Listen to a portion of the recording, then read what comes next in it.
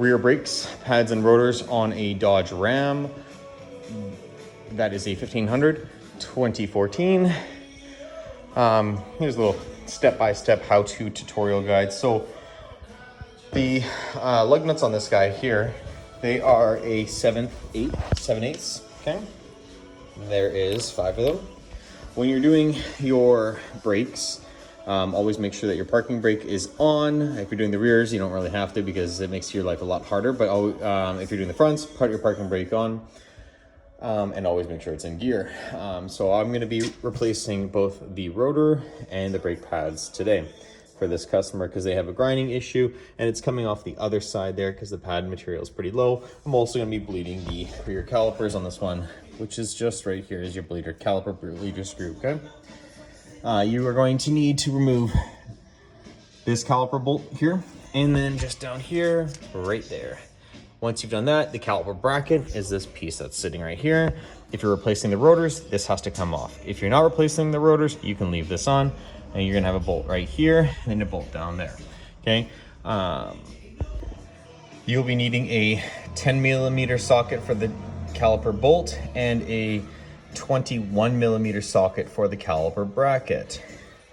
This vehicle does not have any locks on it. However, you've got this guy here, any pick tool, pry tool, this has to come off.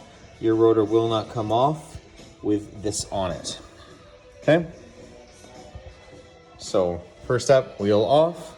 Second step, 10mm bolt, 21mm bolt. 10mm comes off here and you can undo that. Once this is off, take apart your brake pads out. And then if you're doing rotors, then take the caliper bracket off and I'll show you how to do that as well.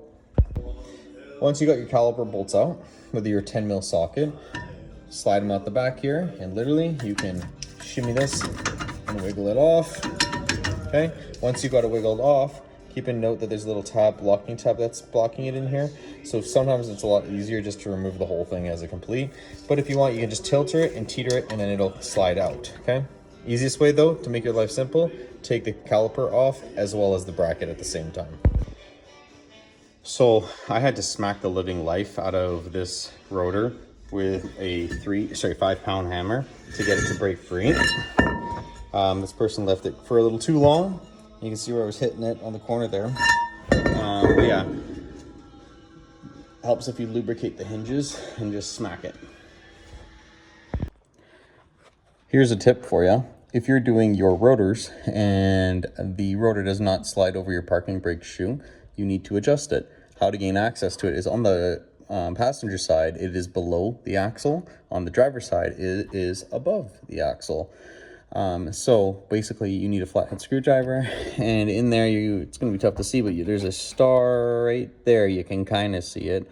And you just, so passenger side, you go down to tighten, driver side, you go up to tighten, and that will constrict your parking brake back together, therefore allowing your rotor to slide over top. Well, that was fun. So the other side is complete, but this side here, I had to adjust the parking brake shoe over and over and over again. Because it was grinding on the inside of that old rotor. And yeah, it was a bit of a pain in the butt to do. So this side I'm doing just to finish. And then again, 20mm to tighten this bolt down.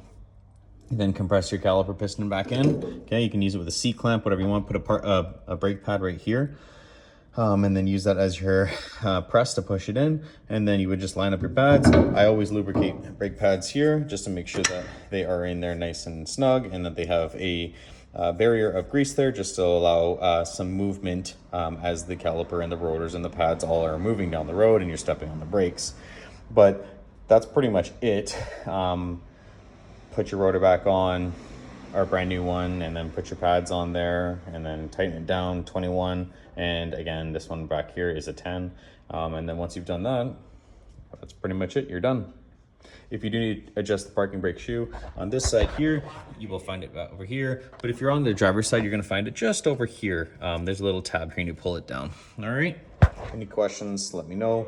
I'll show you the final thing in about 10 seconds here. And that's pretty much it. Okay, I'm just tightening the last caliper bolt down. And that's pretty much it.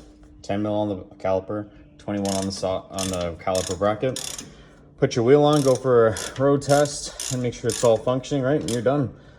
Anyways, I'll end it here. Thanks for watching. Please comment, like, and subscribe. If I can make a video for you for anything else, please don't hesitate to ask. Thanks. Have a great day.